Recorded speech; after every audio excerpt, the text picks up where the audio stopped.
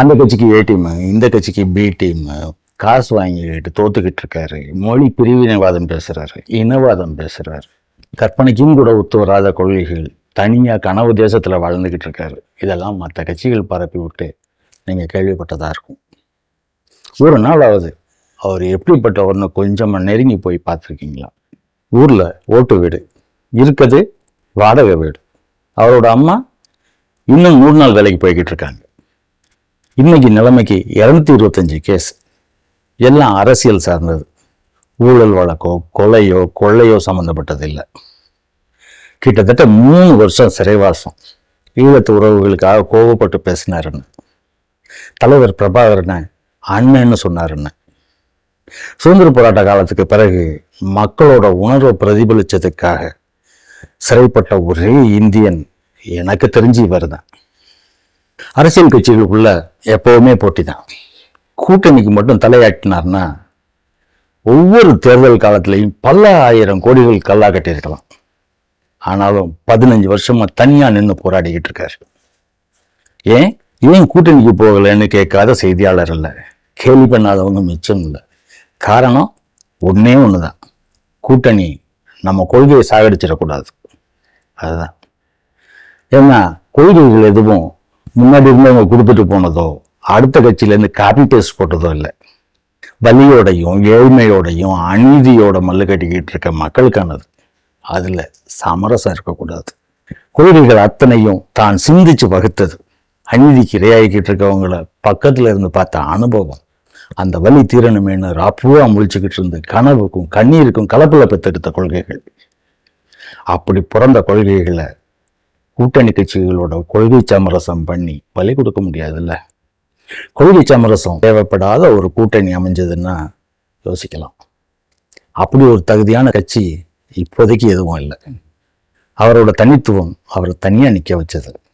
தனியா இருந்தாலும் தோல்விகளை மட்டுமே தொடர்ந்து பார்த்துக்கிட்டு இருந்தாலும் கொஞ்சம் கூட தளர்ச்சி இல்லாம, எந்த முயற்சியிலையும் பின்வாங்காம, வேகம் குறையாம எல்லா பெரிய கட்சிகளுக்கும் சவால் விட்டு ஜெயிக்கிற அளவுக்கு வளர்ந்துருக்காரு. தான் ஆட்சிக்கு வந்தா நாடு எப்படி இருக்கும்னு எல்லா கட்சிகளும் வாக்குறுதி கொடுப்பாங்க.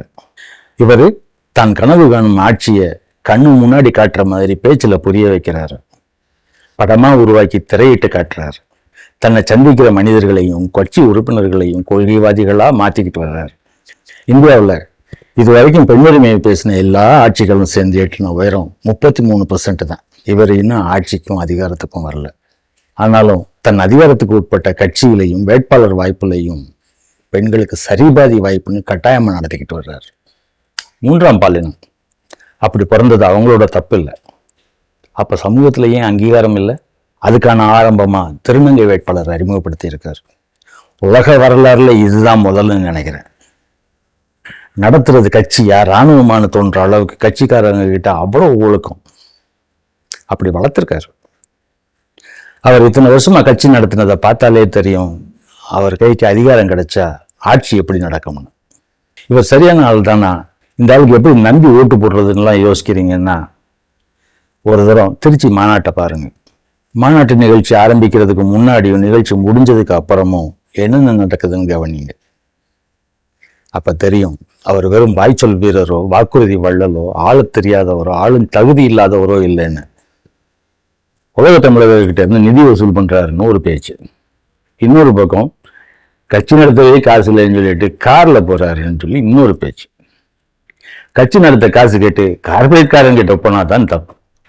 ஒவ்வொரு தரமும் காசு கேட்டு போகும்போதெல்லாம் கட்சி கொள்கையை அடமானம் வைக்க வேண்டி வரும்.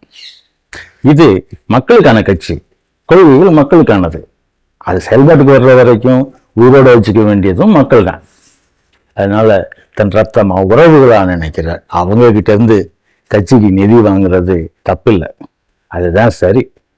அப்பத்தான் கட்சி தடமாறாம சரியானபடி இயங்கும். அப்படித்தான் கட்சி அவர் உருவாக்கியிருக்கார்.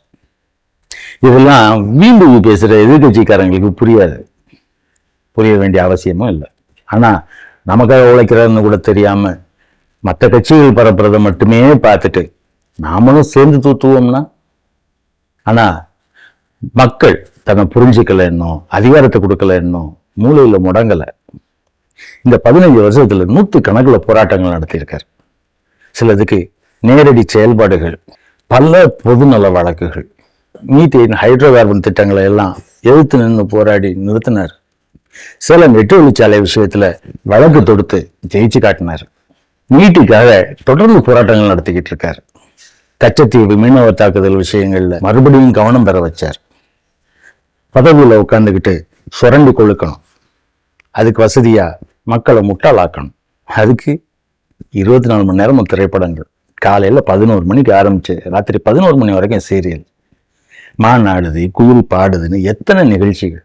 இதெல்லாம் பார்க்கறதுக்கு இலவசமா டிவி வேற. இதெல்லாம் பிடிக்காதவங்களுக்கு திருமண திசையெல்லாம் சாராய கடை. இதுவும் பத்தாதுன்னு கஞ்சா, ஹெராயின், பெரிய ரகங்கள்லாம் வேற. ஊசி, மருந்து மாத்திரைன்னு டெக்னிக்கல் போதை, இன்னும் பேரு தெரியாத புதிய தலைமுறை சரக்குகள் வேற. Gen Z special item. எத்தனை மயக்கம். யாரும் தன் நிலைமையை பத்தியோ கஷ்டத்தை பத்தியோ கூட யோசிக்க கூடாது. சின்ன பிள்ளையில இருந்து வயசானவங்க வரைக்கும் எல்லா தரப்புக்கும் ஏதாவது ஒரு மயக்கம். இதையெல்லாம் தாண்டி நாம இப்ப கொஞ்சமாவது யோசிக்கிற நிலைமைக்கு வந்திருக்கோம்னா அதுக்கு அவர் நிமிஷ நேரம் ஓயாம உழைச்சது ஒரு முக்கியமான காரணம்.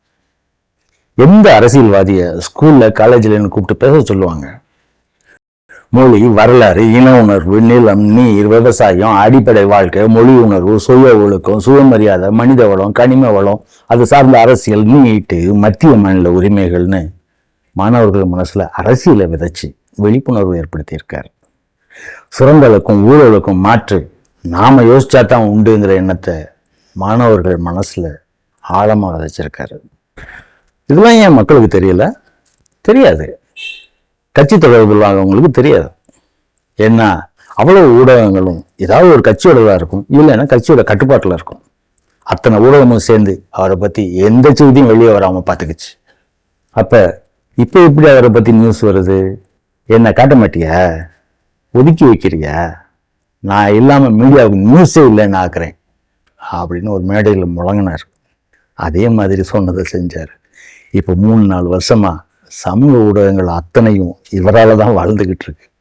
அந்த அளவுக்கு தமிழகத்தின் முக்கிய அரசியல் சக்தியா உருவெடுத்தார். இப்ப தேசிய சர்வதேச ஊடகங்கள் வரைக்கும் வந்தாச்சு. இவ்வளவு இருந்தும் மக்கள் ஏன் இன்னும் அவரை ஏத்துக்க தயக்கம் கட்டுறாங்க? ஒன்றும் இல்லை. எல்லாரும் களவாணியா இருக்கையில ஒருத்தர் மட்டும் எப்படி இவ்வளவு நல்லவராக இருந்துட முடியும்? அந்த கொலை பண்ண அதுக்கும் காரணம் இருக்கு. இவரோட கட்சி நடவடிக்கைகளை பத்தி இதுவரைக்கும் எந்த செய்தியும் மக்களை போய் சேரல. அப்பப்போ மற்ற கட்சிகள் மெனக்கெட்டு செலவு பண்ணி கட்டி விட்ட போய் அவர்கள் இவருக்கு எதிராக நல்லாவே வேலை செஞ்சது. இப்ப காட்டை கயிற்றுல கட்டி வைக்க முடியாதுங்கிற மாதிரி எல்லா தடைகளையும் மீறி தன்னை தாக்கின கற்களை எல்லாம் காலுக்கு கீழே தள்ளி அது மேலேயே ஏறி உயரத்துக்கு வந்திருக்கிறார். அதுதான் சீமான். சீமான் அரசியல்வாதி இல்லை. தமிழர்களின் மரபு வழி தெய்வங்களான முப்பாட்டன் முருகனும் சிவனும் திருமாலும் அந்த காலத்துல செஞ்ச நன்மைகளுக்காகத்தான் இப்போ வரைக்கும் அவங்கள தெய்வமாக கொண்டாடிக்கிட்டு இருக்கோம். அப்படி ஒரு தெய்வம் நம்ம சமகாலத்துல உருவெடுத்திருக்கு. தன் வாழ்நாளில் ஒரு நிமிஷ நேரம் கூட மிச்சம் இல்லாம தமிழர் நிலம், தமிழர் வாழ்வியல் இதை பத்தியே சிந்திக்கிற ஒருத்தரை நம்ம தெய்வமாலாம் கொண்டாட வேண்டாம். குறைஞ்சபட்சம் அவர் சொல்றத காது கொடுத்து கேட்கலாம்ல. இப்ப இந்தியாவில் ஒரு மாநிலமான தமிழ்நாட்டுக்கு தேர்தல். ஆனா அதுல போட்டியிடுற அவருக்கு ஆதரவு குரல் எல்லைகள் கடந்து மொழிகள் கடந்து உலகம் புறாத்துல இருந்தும் வருது. ஏன்னா உலகத்தார் எல்லாருக்கும் புரியுது அவர் பேசுறது அப்படி ஒரு அரசியல்னு. ஒரு அரசியல்வாதி இப்படி கூட யோசிக்க முடியுமா அப்படின்னு அவங்களுக்கெல்லாம் ஆச்சரியம். இந்த தேர்தலில் நாம் தமிழர் கட்சி வெல்லணும்னு உலகின் பல பகுதிகளிலையும் கேம்பெயின் நடக்குது. நாம சொந்த மண்ணில் சொந்த இனத்துல இருந்துக்கிட்டு ஆதரவு கொடுக்க தயாரில்லைன்னா, புரியாத மாதிரி எதிர்க்கிறோம்னா அது அவருக்கான எதிர்ப்பு இல்லை, உங்க இனத்துக்கு நீங்க செய்கிற துரோகம். அம்மா அப்பா கணவன் மனைவி பிள்ளைகள்னு உங்க துரோகம் அவங்களையும் சேர்த்து தான் பாதிக்கும். இன்னைக்கு உங்க கூட நின்றுக்கிட்டு உங்களை நல்லா வைக்கிறதுக்கு உங்க ஆதரவு கேட்டு கெஞ்சிக்கிட்டு இருக்க இந்த மனுஷன் இன்னும் எத்தனை நாளைக்கு உங்களையே சுத்திக்கிட்டு இருப்பாருன்னு எதிர்பார்க்குறீங்க? இந்த தேர்தலில் நாடாளுமன்றம், அடுத்து பாராளுமன்றம், அடுத்து இன்னும் பறந்துபட்டு மொத்த உலகத்துக்கு இன்னும் ஓடிக்கிட்டே இருக்க போற நதி அவர். நமக்குத்தான் நாதி இல்லாம போயிடுவோம்.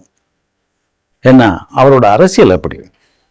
சாதி மத இன மொழி தேச எல்லைகள் கடந்து மனித குலம் தாண்டி பறவை விலங்குகள்னு கடந்து மண் மலை காடு காத்து நீர்னு உயிர் இல்லாததுக்கும் அரசியல் வகுக்க தெரிஞ்ச ஒரே அரசியல்வாதி அவர் மட்டும்தான். காத்தை கட்டி வைக்க முடியாது, அதே மாதிரி காத்தை யாரும் சொந்தம் கொண்டாடவும் முடியாது. அது உலக பொது. அவரை புரிஞ்சுக்க முடியாத அளவுக்கு இங்க யாரும் முட்டாளோ மூளை இல்லாதவங்களோ கிடையாது. ஆனாலும் எதிர்க்கிறோம்னா அது அறியாமை இல்லை, வீம்பு.